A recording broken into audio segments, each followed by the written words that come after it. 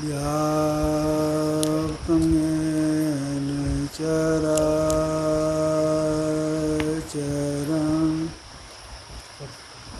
तत्पदं दर्शितं तस्मै श्रीगुरवे नमः। नमो नमो सद्गुरु नमो जासमको नमः। परम पुरुष होते अधिक गावै संत सुजान। धन्य धन्य सतगुरु सुखदान। महिमा कही न जाए, जो कछु कहूँ तुम्हारी कृपा। होते कछु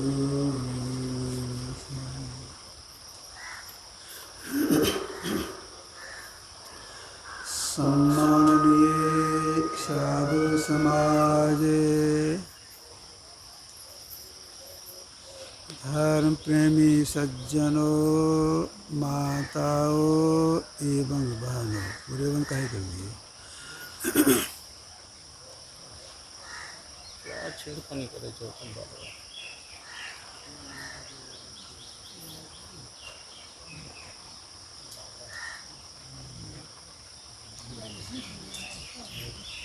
अच्छा, पौराणिक कथा है। आवाज बढ़ा दो। पौराणिक कथा है। एक बार ब्रह्मा जी के पास देव, दानव और मानव, ये तीनों गए। ब्रह्मा जी ने पूछा, आप लोग मेरे पास क्यों आए हैं? तो बारी बारी तीनों ने कहा, उपदेश लेने के लिए। कहा ठीक है, उपदेश दूंगा। तो तीनों को अलग अलग बैठाए। सबसे पहले देव को बुलाए, फिर पूछते हैं कहाँ आए हो।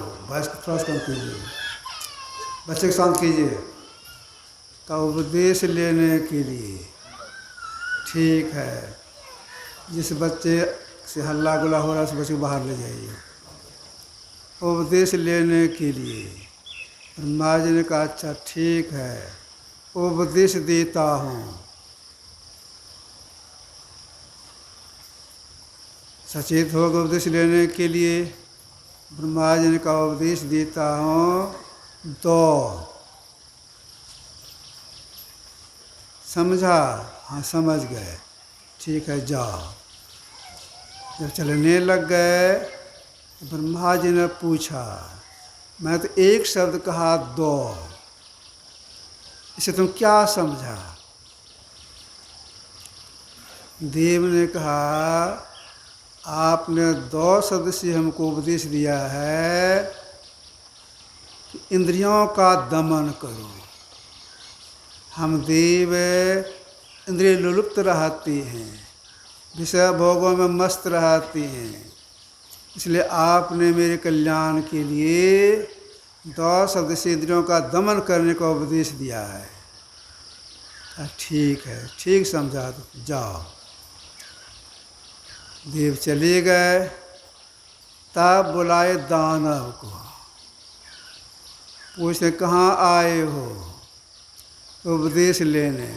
आज ठीक है, उपदेश देता हूँ। ब्रह्मा जी बोले उपदेश देता हूँ, सुनो। सचेत हो गए सुनने के लिए। ब्रह्मा जी बोले दो, यही मेरा उपदेश हुआ, जाओ। दाना चलने लग गए। ब्रह्मा जी ने कहा ठहर जाओ, मैं केवल एक शब्द बोला, दो। इसे तुम क्या समझा? दानव ने कहा हम दानव जन्मजात हिंसक होते हैं, हिंसा करने की मेरी प्रवृत्ति है। आपने दो शब्द से उपदेश दिया है, जीवों पर दया करो, उसमें तुम्हारा कल्याण होगा। तुम ठीक समझा, जाओ। दानव चले गए। अंत में बुलाए मानव को, तो कहाँ आए हो? उपदेश लेने। अरे ठीक है, उपदेश देता हूँ, दो। समझा? हाँ समझ गए, ठीक है जाओ।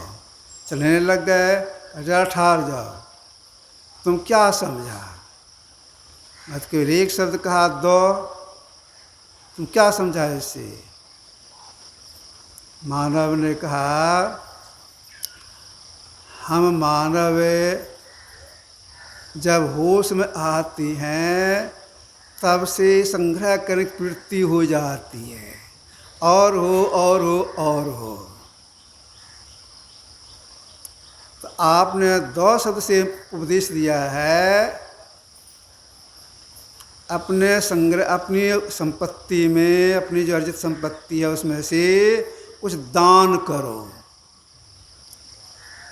इससे तुम्हारा कल्याण होगा।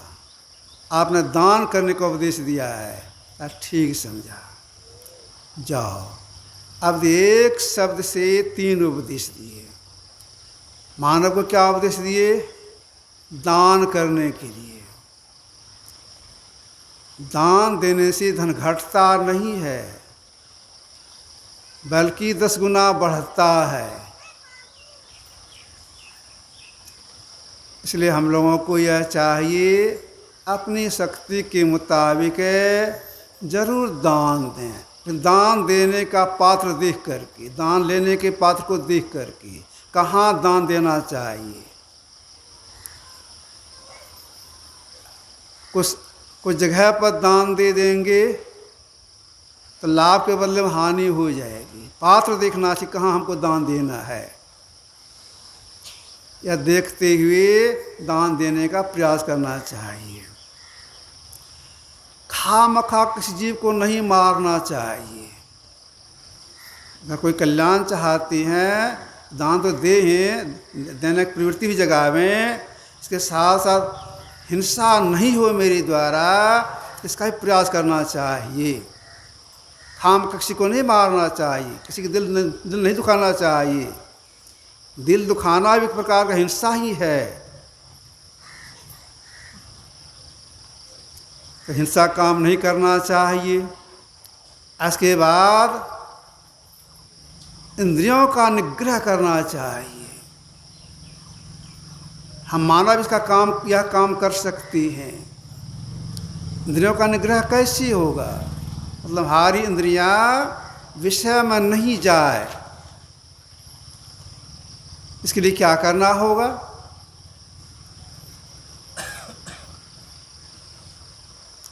भगवान कृष्ण ने कहा था अगर इंद्रियों का निग्रह करना है तो देखने की कला को सीखना होगा। कैसे देखने के लिए? भगवान कृष्ण ने कहा अर्जुन से दिशश्चानवलोकयन्, दिशाओं को नहीं देखते हो देखो, इंद्रिय निग्रह हो जाएगा। दिशश्चानवलोकयन्, दिशाएं कितने हैं?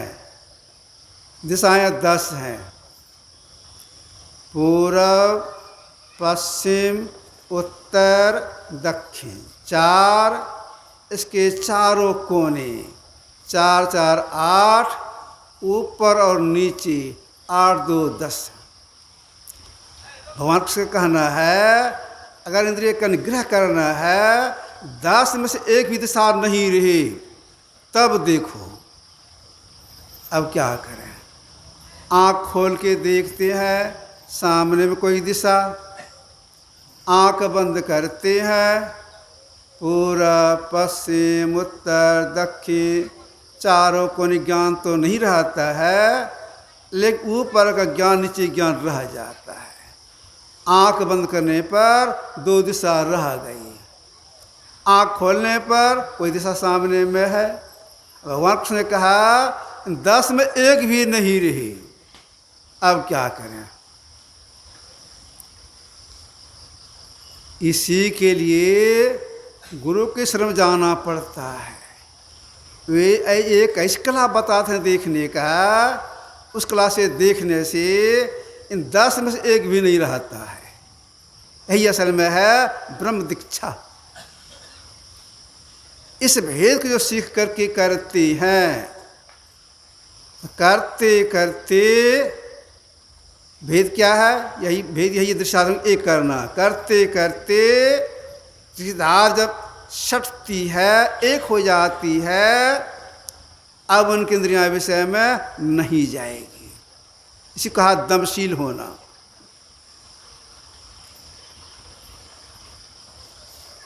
यही ब्रह्मा जी ने देवता से कहा था इंद्रियों का निग्रह करो। तो इंद्रिय का निग्रह करने के लिए दृष्टानों को एक करना होगा, लेकिन इस क्रिया में सफल कौन होंगे? हमारे इंद्रिय विषय में नहीं जाए, इसके लिए हमको दृष्टि सटाना है। इसके लिए हम सफल कौन होंगे? सफल वही हो सकते हैं जो अपने को कर्म कांड से अलग रखेंगे, बाह्य पूजा से अलग रखेंगे। अगर बाह्य पूजा अपने को लगा के रखेंगे, चित्तवृत्ति बिखरी हुई रहेगी, दृष्टिधार एक नहीं हो सकेगी। कर्म कांड का त्याग करना पड़ता है। इसमें कर्म कांड को कहा गया टूटी नाव। टूटी नाव बैठेंगे, नदी नाव को खेएंगे, परिणाम क्या होगा? डूब के मर जाएंगे। तो कर्म कांड में अपने को नहीं लगाना चाहिए, साधक को नहीं लगाना चाहिए। इसके साथ साथ इस क्रिया में सफल होने के लिए ये जो 5 पाप हैं, झूठ, चोरी, नशा, हिंसा, व्यभिचार, इसका त्याग करना पड़ता है। इसके साथ साथ अपने को संयम रखना पड़ता है। विशेष संयम यह है, शुक्र संचयी बनना पड़ता है, तब दृष्टिधार सटती है, इंद्रिय निग्रह होता है। जब तक शुक्र का संचय नहीं करेंगे, साधन सफलता प्राप्त नहीं होगी। कबीर साहब की वाणी में है, पानी में आग लगे अंधे को सूझे। पानी में आग नहीं लगता है, लेकिन कबीर की वाणी है। आंधे को नहीं सूझता है, लेकिन सूझता है, कबीर की वाणी है। आंख बंद करता अंधे हो गए। पानी में आग लगने से मतलब शुक्र संचय के अंदर ब्रह्म तेज का उदय होता है। इतना काम कर, इतना संयम में अपने को रखते हुए समय दे दे करके जो धाराओं को एक करने का प्रयास करते हैं, इसकी सफलता में, धाराओं को जोड़ने की सफलता में इंद्रिय निग्रह होता है। यह काम कौन कर सकता है? यह काम मनुष्यधारी जीवात्मा कर सकता है, और समय रहते कर सकता है। समय रहने से मतलब यह शरीर स्वस्थ है तो आप कर सकते हैं, और अस्वस्थ हो जाएंगे नहीं कर सकेंगे। गुरुदेव की वाणी में है, स्वस्थ शरीर में स्वस्थ मन रहता है, अस्वस्थ मन से उपासना होती है। तो शरीर स्वस्थ रहेगा तभी यह काम आप कर सकते हैं। अति वृद्धावस्था में यह काम नहीं होगा।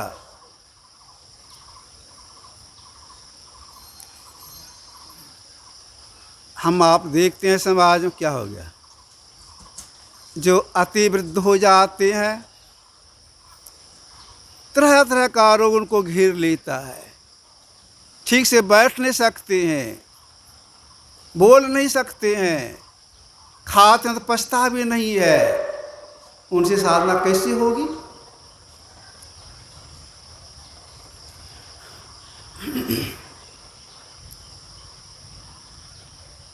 एक उच्च कोट के महापुरुष हो गए, कहा इतना गड़बड़ करते हैं। मल्लुकदास जी महाराज, इन्होंने कहा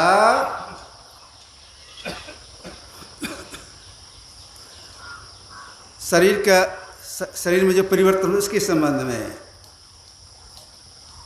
आँखों में पड़ेगा छाला, नाक से बहेगा नाला, जरा जिंदगानी, लाठी से पड़ेगा पाला।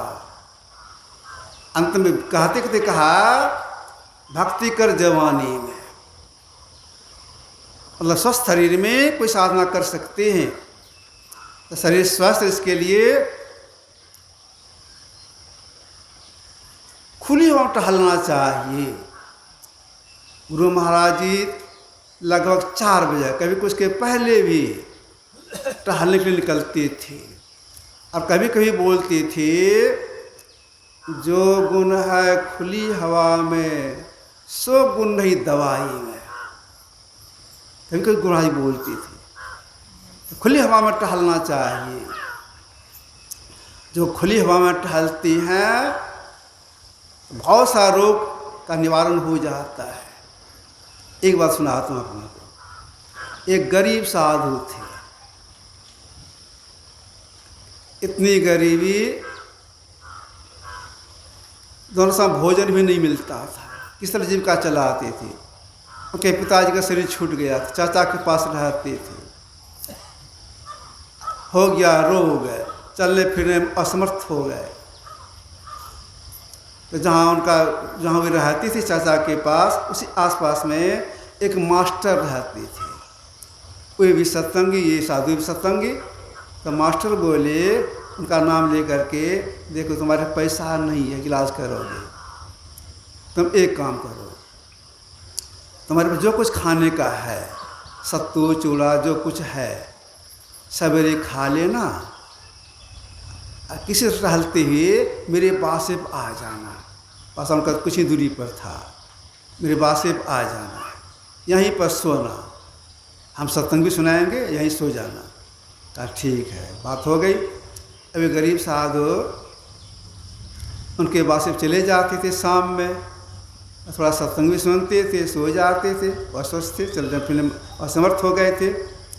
जब 3 बजता था तो मास्टर साहब उनको जगा देते थे, कहते देखो लोटा में पानी लो या कमंडल पानी ले लो, जाओ आर पर घूमो, शौच लगे उधर शौच कर लेना, कहीं कल मिले किसी के पास से पर वहाँ कुल्ला करके मेरे पास आना, जब सूरज उदय हो जाए तब यहाँ आना। बेचारे लाचार हो करके कमंडल लेते थे, पानी लेते थे, निकलते थे, आर पर है शीत, कहाँ सोएंगे, कहाँ बैठेंगे, किसी तरह टहलते थे आर पर, शौच लगा शौच कर लेते थे, कहीं कुल्ला कर लेते थे, टहलते किसी तरह से झुकते टकते फिर वासे आ जाते सूर्योदय होने पर। इस तरह करने लग गए, लगभग 3 महीना होते होते पूरे स्वस्थ हो गए। जिनके साथ घटना घटी थी वही बोली थी हमको, उनका नाम बता दो, पूज राम लगन बाबा। अब देखिए पूरे अस्वस्थ हो गए थे, केवल टहले स्वस्थ हो गए। तो भोर जरूर टहलना चाहिए, संध्या करके जरूर टहलना चाहिए। तो जो सवेरे शाम टहलते हैं उनका स्वास्थ्य ठीक रहता है। गुरुदेव 100 से अधिक उम्र के हो गए थे, फिर भी इस समय पर टहलते थे, यहाँ तक कि मूसलाधार वर्षा हो रही है उसमें भी टहलने निकलते थे। कैसे निकलते थे? आज्ञा होती थी मेरे लिए, बेटा हलचल निकालो, तो हलचल रखते थे कमरे के अंदर में, हलचल निकाल देते थे, गोद में उठा के हलचल बैठाते थे, गले के नीचे पूरे शरीर को प्लास्टिक से झाँप देते थे। अब माथे पर ऐसे छत्ता लगा करके चलते टहलने के लिए। अब देखिए बरसात के मौसम में टहलने के लिए निकलते थे। नमूना देखो टहलने से स्वास्थ्य ठीक रहता है। तो हम लोगों को भी टहलने का प्रयास करना चाहिए, जिससे सारे स्वस्थ रहें और अंतर साधना करें, सफलता मिले। तो जिनकी पुण्यतिथि पर अवसर यह सत्संग हो रहा है, प्राय आप लोगों को मालूम ही हो गया। विद्वान थे, अच्छे साधक थे। पहले दिन मैं सुनाया था गुरुदेव से, उसको बोले कि मंत्र जपो, जब मंत्र उलट गया था। अच्छे साधक भी थे, विद्वान भी थे, कई पुस्तक की उन्होंने रचना की है। तो देखिए जो सत्संगी होते हैं उनका शरीर छूटता है तो वे विशेष करके तो पहले शून्य में रहते हैं। अगर शून्य में नहीं रहे किस कारणवश तो सर्वलोक की प्राप्ति होती है, मान सुखों को भोगते हैं। फिर संसार में जब आता हो जीवात्मा तो पवित्र श्रीमान घर में आजोई कर्म जन्म लेता है। दिवंगत आत्मा जहाँ कहीं हो, शून्य में हो या किसी लोकलोकांतर में हो, तो मैं गुरुदेव से प्रार्थना करता हूँ और जल्द मनुष्य धारण करे, भक्त नियुक्ति सीखे, करने लग जाए, सदा के लिए मुक्त हो जाए। श्री सद्गुरु महाराज। आज पुष्पांजलि कम होगा।